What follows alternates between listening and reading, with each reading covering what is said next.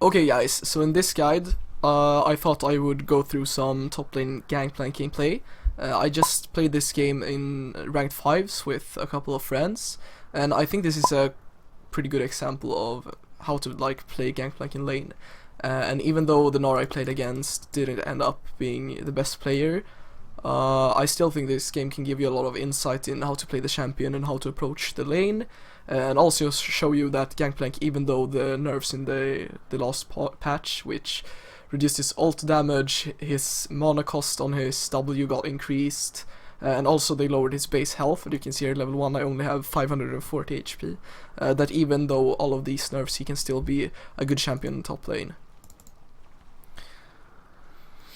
So the matchup Gangplank into Gnar is actually favoring Gnar quite a bit, because Gnar is a ranged champion and can therefore last hit the barrels pretty safely without much risk, and also because he just has like a lot of damage. I'm actually gonna lower the sound just a bit.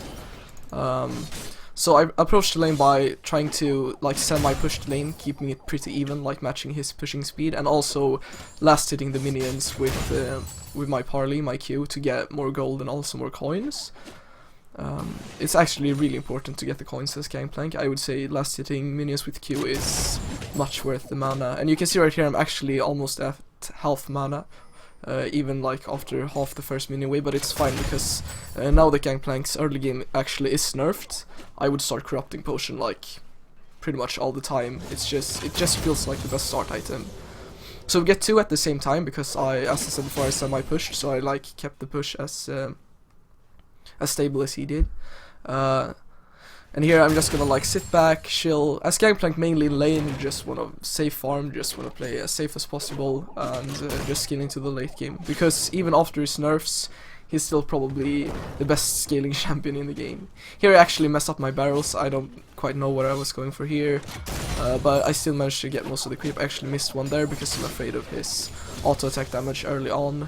He runs further, so he deals quite a lot of damage. Actually, I missed a triple barrel there because he had like really weird pathing, but I think that's not gonna matter too much. Here Gnar goes to assist my jungler in the invade. Rumble actually kills Zac and Gnar follows. I have to make sure that the wave doesn't like push to my turret here, so I farm the next couple of minions and my jungler should still be fine. So we communicate with which path he should take, and we managed to get out of the situation. So me staying there for the like 3 creeps that I actually would have lost otherwise was fine. We didn't really lose much cause of it, so it's fine. We take some damage here. I like hit Gnar with my passive and get the movement speed. Rumble did not have to go that far forward, so he has to flash, but it's all good. It should be fine. And as you can see here, I actually don't miss much of my wave. The wave is like in a perfect spot, so me going to assist that invade really didn't lose me anything.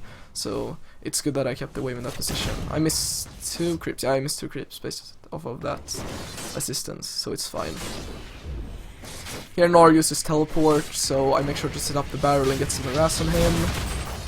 Here I can get low because I still have my teleport, so I'm still gonna back, so I'm just gonna try to greed farm as much as I possibly can, and he shouldn't have the damage to like get me into a vital position or anything like that, so it's pretty much fine.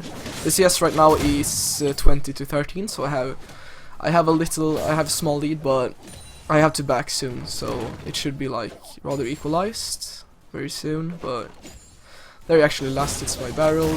Bad by me, it was actually up for like half a second without me last hitting it. I was waiting for the creeps to get low, but that's like a classic Gangplank mistake where you set up the barrel and you think the minions are gonna be low enough for you to kill them, but it ends up taking more time and therefore they get the last hit on it. Because if you just blow it, you miss the last hits, so you put yourself in a lose-lose situation. Here I get very low and I have no mana, so this could look dangerous, but actually has no way of killing me. If you flash under my turret, I just flash away, it takes a lot of damage, and then when I teleport back, he's kind of screwed, because now he's lost a lot of HP and I'm still going back anyways, and we trade flash. So that trade is just fine. I back off like down here though, so I'm not in danger of getting a Q snipe from over here if Gnar actually walks up and starts being really greedy.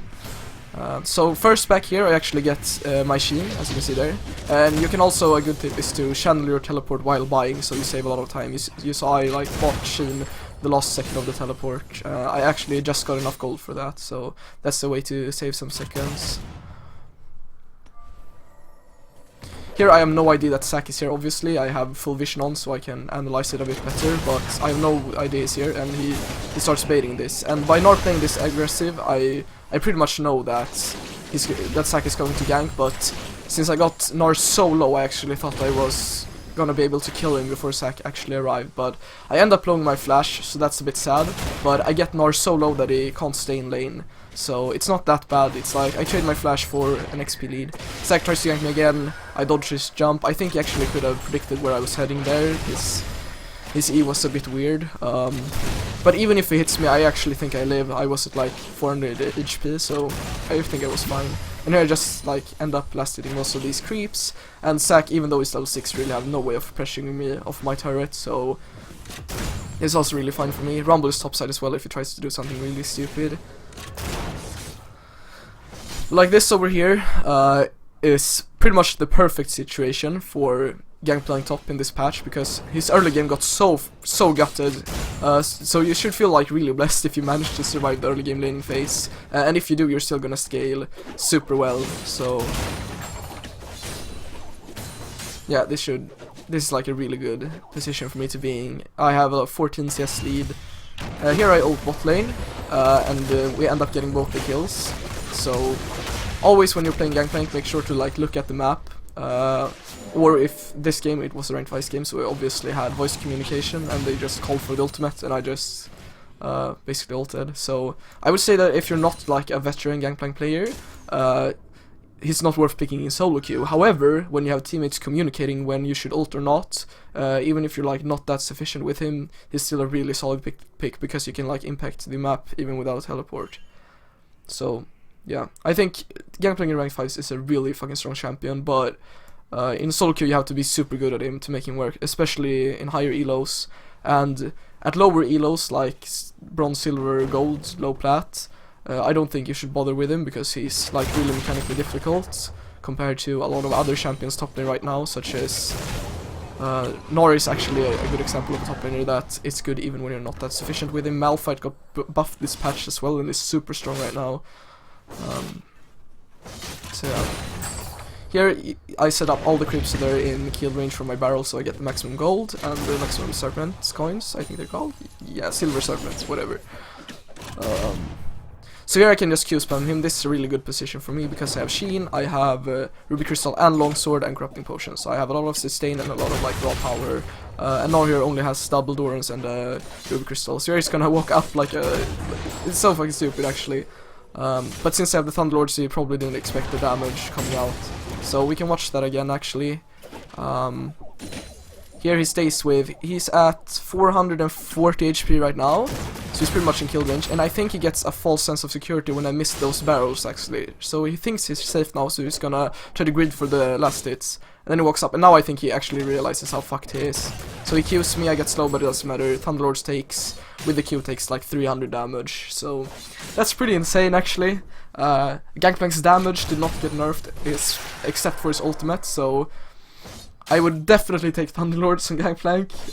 That trade right there was a perfect example of why it's so strong.